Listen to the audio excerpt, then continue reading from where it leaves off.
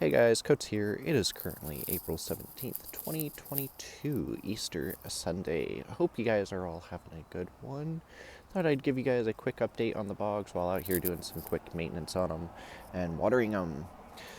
Starting off here, we got our smaller garden. The older traps on the fly traps have died back. We got some beautiful little new ones growing in, or at least starting to, on both traps here. Our tokaiensis here seems to have completely died off during the winter snowing. I'm not sure if that's going to survive or not. Maybe we'll see. Maybe it survived the roots. Who knows? There was like 30 different plants in there bunched up, or like 5 maybe. I don't know.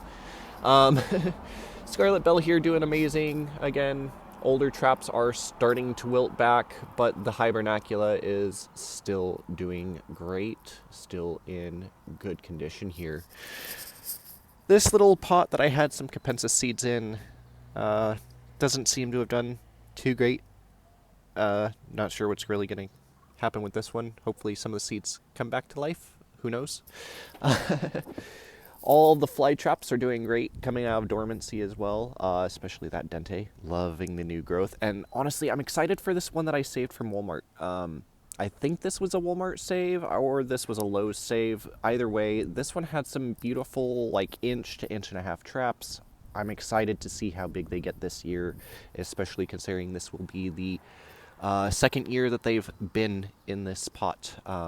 Obviously rescuing them last year. Lots and lots of little tiny sundews. I don't know if all of these are rotundifolia, spatulata. There could be some capensis mixed in. Definitely a lot of seeds going around through here.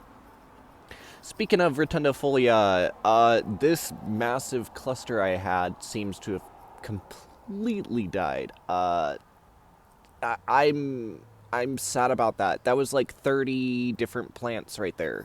That one was literally a bunch. I could not separate these. They were so bunched up, I couldn't separate them without risking destroying any of them, even with toothpick methods. So I feel so sad about that.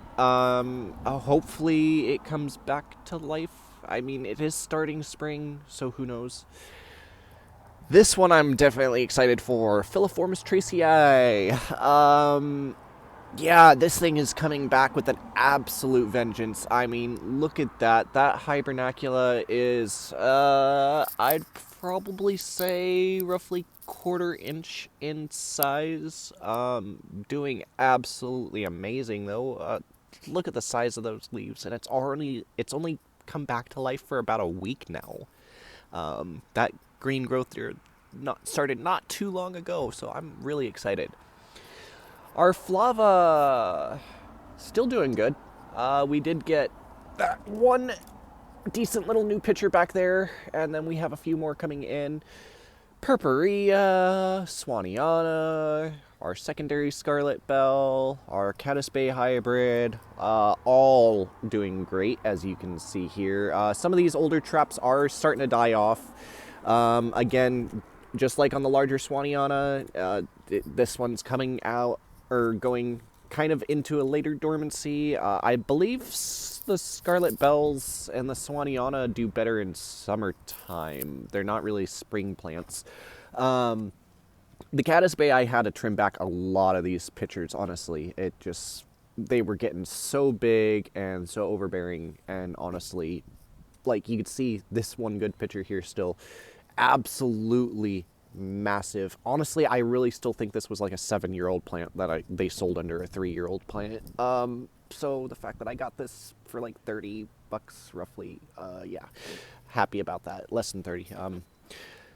My capensis here, I do not really have hope for this one. It seems to have gone completely dead. Who knows?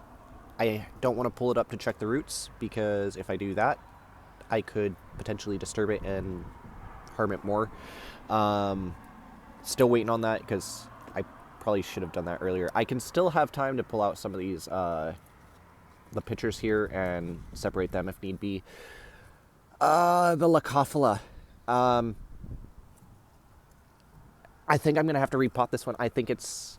I mean, that hibernacula is still looking relatively good. I know this is a fall plant, but this thing got like only 2 traps and then started withering. I'm not sure what's going on with it. I mean, most of the Leucophila that is over in a little area that I know, where I did manage to get DNR's permission to get this one.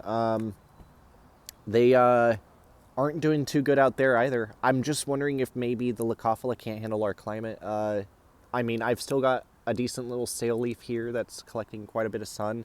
The hibernacula does look in decent shape. I mean, this one trap right here is kind of worrying, but I mean, it's not mushy, it's firm, it's got good color, it's in good shape, so it's just questionable. I'm not. I don't want to mess with it too much. If it dies off, it dies off. I'm trying to keep this natural looking as possible, you know. So if it dies off, I'll replace it. I definitely want to get some pinguicula in here, some of the temperate butterworts. Probably some more filiformis.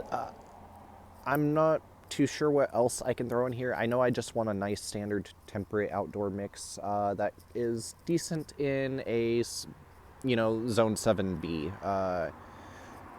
Which is, well, no, I think I'm in.